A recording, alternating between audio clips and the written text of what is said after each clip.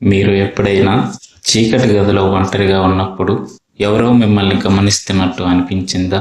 ఖాళీగా ఉన్న కుర్చీ కదిలినట్టు లేదా గాలిలో ఉన్న ఒక వింతైన ఆకారం మెరిసినట్టు అనిపించిందా? వెంటనే కళ్ళు నలుపుకొని అదంతా నా భ్రమ అని మిమ్మల్ని మీరు సరిపెట్టుకున్నారా? కానీ ఒకవేళ అది భ్రమ కాకపోతే, మీ కళ్ళు చూసింది నిజమైతే, సైన్స్ వివరించలేని చీకటి ప్రపంచం మీ ముందే ఉంటే, ఈరోజు నేను మీకు చెప్పబోయే కథ ఒక ఊహ కాదు. 17 ఏళ్ల వయసులో నా ఆలోచనలన్నిటినీ మార్చేసి, నా గుండెల్లో ఇప్పటికీ భయాన్ని నింపేసి ఒక యథార్థ సంఘటన. చిన్నప్పుడు మన అందరికీ దెయ్యాల కథలు వినడం చాలా ఇష్టం. నాకు కూడా అలాగే. మా తాతయ్య అమ్మమ్మ చెప్పే కథలు వింటూ భయంతోనే రాత్రి వరకు మేల్కొని ఉండేవాడిని. ఎంత భయంగా ఉన్నా లోపల ఒక కోరిక, ఒక్కసారైనా దెయ్యాన్ని చూడాలి అనుకునేవాడిని. కానీ నేను ఎప్పుడూ ఏదీ చూడలేదు. ఆ కోరిక తీరడానికి నాకు 17 ఏళ్లు పట్టాయి. కానీ ఆ కోరిక తీరాక నా జీవితం మునుపటిలా లేదు. ఆ రైల్వే క్వార్టర్స్లో దాగున్న ఆ భయంకర నిజం ఏమిటో ఇప్పుడు తెలుసుకుందాం. నా పేరు సంతోష్. అప్పటికి నాకు 17 సంవత్సరాలు. 10వ తరగతి పరీక్షలు అయిపోయాక వెకేషన్ కోసం ముంబై నగరంలో ఉన్న మా మామయ్య ఇంటికి వెళ్ళాను. ఆయనకు గవర్నమెంట్ ఉద్యోగం కావడంతో ఆయన ముంబైలో ఉండేవారు. నేను, మా అమ్మ చాలా దూరం ప్రయాణం చేసి అలసిపోయి రాత్రి 10 గంటలకు అక్కడికి చేరుకున్నాం. మామయ్య ఇల్లు ఒక పెద్ద పాతకాలపు రైల్వే క్వార్టర్స్. ఇల్లు చాలా విశాలంగా ఉంది. కానీ ఏదో తెలియని నిశ్శబ్దం ఆవరించి ఉంది. ఇంటి ఎంట్రన్స్ దగ్గర నుంచి ఒక పొడవైన బాల్కనీ ఉంది. ఆ బాల్కనీ నిర్మాణమే వింతగా ఉంది. బాల్కనీకి ఎడమవైపు చివరలో బాత్రూమ్ మరియు టాయిలెట్ ఉన్నాయి. లివింగ్ రూమ్ మరియు బెడ్రూమ్స్ ఉన్నాయి. అంటే రాత్రిపూట బాత్రూమ్కి వెళ్ళాలంటే ఆ చీకటి బాల్కనీలో ఒంటరిగా నడుచుకుంటూ వెళ్ళాలి. డిన్నర్ అయిపోయాక మేమంతా లివింగ్ రూమ్లో కూర్చుని టీవీ చూస్తున్నాం. ప్రయాణ బడలిక వల్ల నాకు నిద్ర వస్తోంది. మామయ్య, అమ్మ ఏదో మాట్లాడుకుంటున్నారు. నా దృష్టి టీవీ నుంచి బాల్కనీ వైపు మళ్ళింది. చీకటిగా ఉన్న బాల్కనీలో ఒక తెల్లటి పొగల అనిపించే ఆకారం చాలా వేగంగా బాత్రూమ్ వైపు పరిగెత్తింది. నేను షాక్ అయ్యాను. కళ్ళు నలుపుకుని చూశాను. ఏమీ లేదు. ప్రయాణం వల్ల అలసిపోయాను కదా, నాకు భ్రమ అయింటుంది అనుకున్నాను. కానీ మరో 5 నిమిషాలకే అదే తెల్లటి ఆకారం మళ్ళీ కనిపించింది.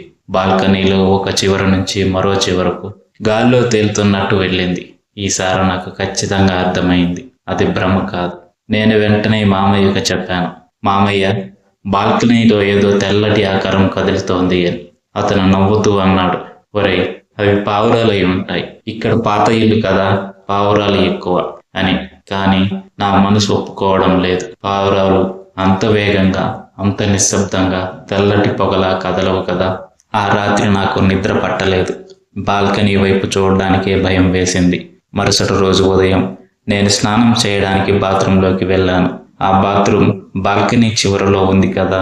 లోపలికి అడుగు పెట్టిన వెంటనే నా శరీరం మొత్తం ఒక్కసారిగా వణకడం మొదలైంది.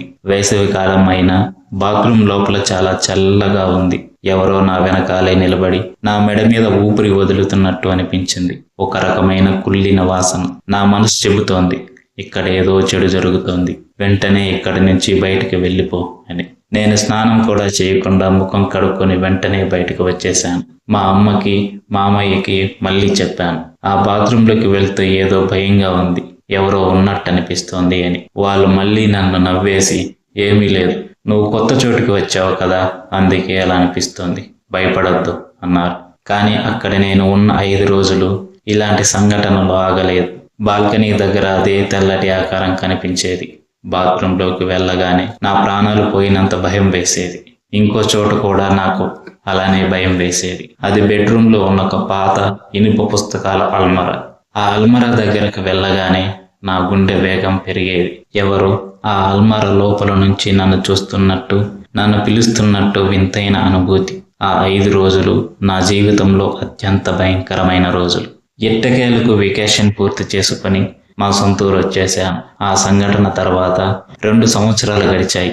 మా మామయ్య కూడా ఆ ఇంటిని వదిలి మరో కొత్త ఇంటికి మారిపోయాడు. ఒకరోజు మా మామయ్య మా ఇంటికి వచ్చినప్పుడు మేమంతా మాట్లాడుకుంటూ ఉండగా ఆ పాత రైల్వే క్వార్టర్స్ ప్రస్తావన వచ్చింది. అప్పుడు మామయ్య ముఖం గంభీరంగా మారింది. అతను మెల్లగా అన్నాడు, నువ్వు అప్పుడు చెప్పింది నిజమేరా, ఆ ఇల్లు నిజంగా హాంటెడ్.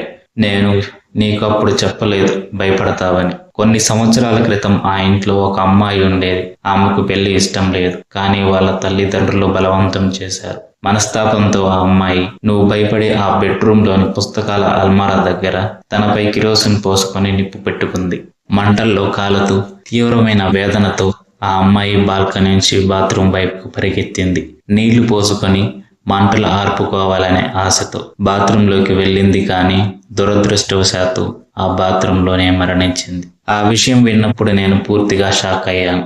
నా శరీరం మొత్తం జలధరించింది. అప్పుడు నాకు అర్థమైంది, నేను బాల్కనీలో చూసిన ఆ తెల్లటి పొగ ఆకారం, బాత్రూంలో అనుభవించిన ఆ చెడు శక్తి, ఆ మంటల్లో కాలి చనిపోయిన ఆ అమ్మాయి ఆత్మే. ఆమె ఆఖరి క్షణాల్లో పడిన వేదన, ఆ భయం ఆ ఇంట్లో అలాగే ఉండిపోయాయి. నేను అల్మరా దగ్గర భయపడడానికి కారణం ఆమె అక్కడే నిప్పు పెట్టుకుంది.